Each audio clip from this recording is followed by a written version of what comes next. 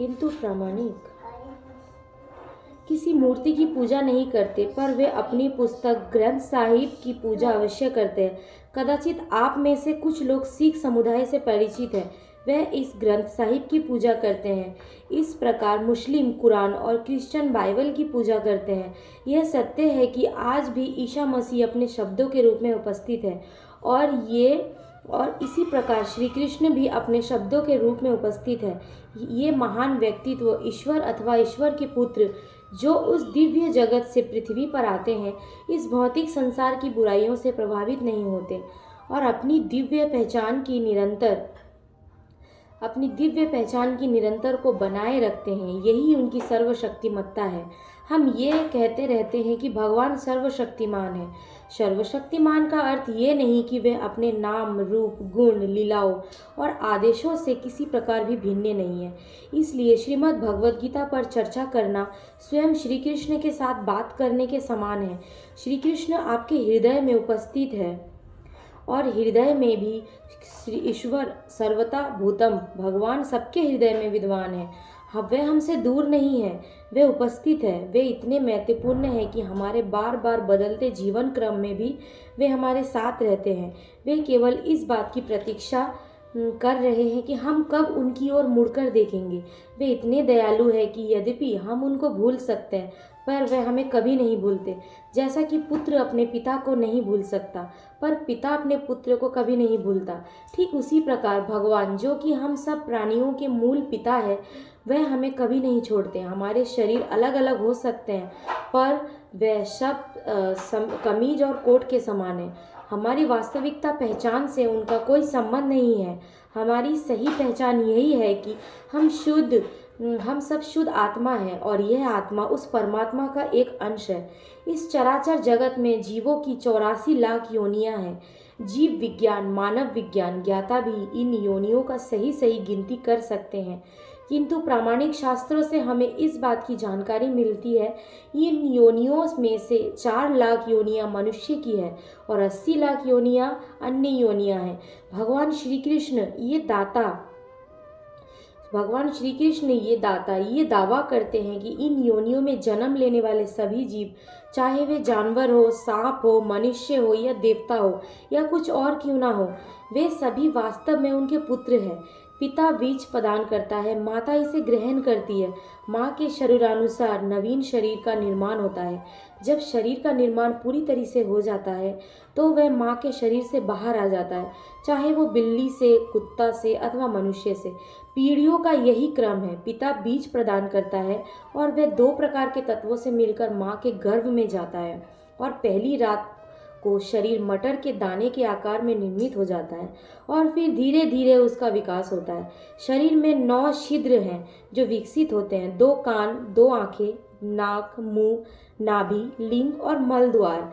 जीव ये शरीर अपने पूर्व कर्मों के आधार पर ही सुख भोगने के लिए या कष्ट पाने के लिए प्राप्त करता है। जीवन को और मृत्यु का यही कर्म है।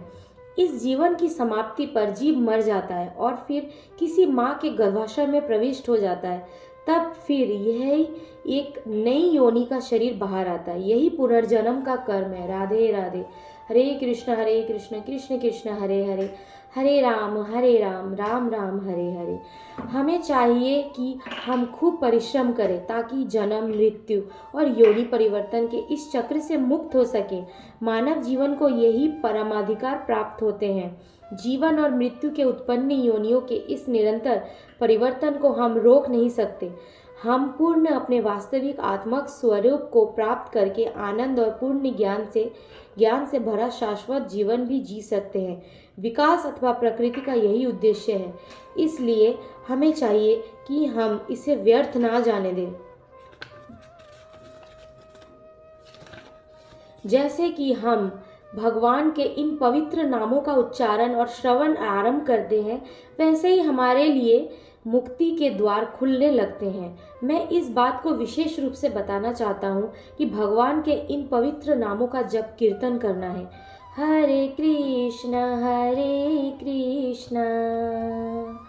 कृष्ण कृष्ण हरे हरे, हरे राम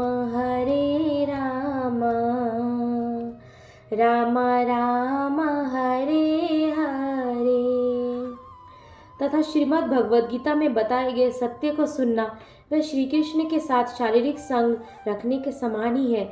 इस बात को गीता में स्पष्ट रूप से बताया गया है कि प्रक्रिया कीर्तन कहलाती है। यदि कोई व्यक्ति इन नामों का अर्थ या भाषा भी ना समझे तो भी इनको सुनने मात्र से ही वह थोड़ा धार्मिक हो जाता है। इसमें इतनी शक्ति है कि उसका जीवन पवित्र होने लगता है, भले ही वह उसका अर्थ ना समझता हो। श्री कृष्ण से संबंधित दो प्रमुख ग्रंथ उपलब्ध हैं। एक ग्रंथ का नाम है श्री राम भगवद गीता, श्रीमद् भगवद गीता, जो कि स्वयं श्री कृष्ण के द्वारा बोली गई है। दूसरा ग्रंथ है श्री भगवतम, जिसमें श्री कृष्ण के बारे में कहा गया है। इस दो प्रकार की कृष्ण कथाएं उपलब्ध है और दोनों ही श्री कृष्ण से संबंधित होने के कारण समाप रूप से शक्तिशाली और प्रभावकारी है। श्री कृष्ण ने अर्जुन को भगवद गीता का ज्ञान कुरुक्षेत्र के युद्ध में स्थल किया था। इसलिए कुछ लोग ये प्रश्न करते हैं कि हमें युद्ध स्थल से क्या लेना देना, हमारा कोई संबंध नहीं है, हम तो आध्यात्मिक ज्ञान प्राप्त करना चाहते हैं, हमें युद्ध स्थल से क्या करना है। क्योंकि श्री कृष्ण युद्ध स्थल में स्वयं उपस्थित थे, इसलिए वह सारा युद्ध स्थल ही कृष्णमय हो गया था। जिस प्रकार किसी धातु में विद्युत धारा प्रभावित होने से सारी विद्युत विद्युमय हो जाती है, ठीक उसी प्रकार जब श्री कृष्ण किसी विषय में रुचि लेते हैं तो वह सारा विषय कृष्णमय हो जाता है। राधे राधे। यदि ऐसा ना होता तो कुरुक्षेत्र में युद्ध स्थल की चर्चा आवश्यक नहीं थी। यही है उनकी सर्वशक्तिमत्ता। हरे कृष्णा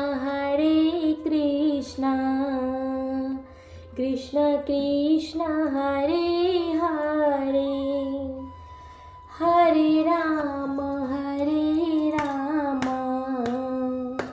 राम राम हरे हरे।